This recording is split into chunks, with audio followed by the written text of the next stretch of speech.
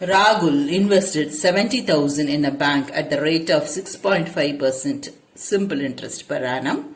Received 85,925. அப்ப இது வந்து என்னது லாஸ்ட்ல எனக்கு கிடைக்கிற amount. இது வந்து principal. இது amount. இது வந்து rate of interest. ஓகேவா? இதெல்லாம் நம்ம கண்டுபிடிச்சிட்டோம்னா சம் செய்யறது ரொம்ப easy. Find out the period. நம்ம வந்து T கண்டுபிடிக்கிறோம். Interest is equal to amount minus principal அப்படியும் ப்ரொசீட் பண்ணலாம் ஆர் இப்படியும் செய்யலாம். நான் உங்களுக்கு போன சம்க்கு அப்படி செஞ்சுட்டேன், இந்த சம் எப்படி செஞ்சு காமிக்கிறேன். amount is equal to principal plus interest, P plus interest formula PIT.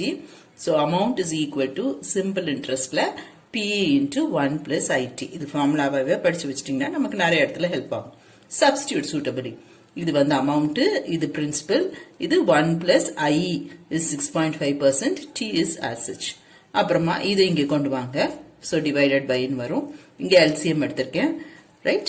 Then இது simplify பண்ணா 122.75. Then இந்த 100 இந்த சைடு கொண்டு வரேன். Minus 100. 22.75 is equal to 6.5T.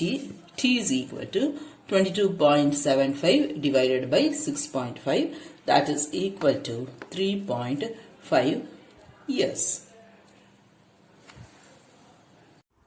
Hope this video is useful to you all. Do like, share, comment and subscribe so that you can track and crack. Thank you.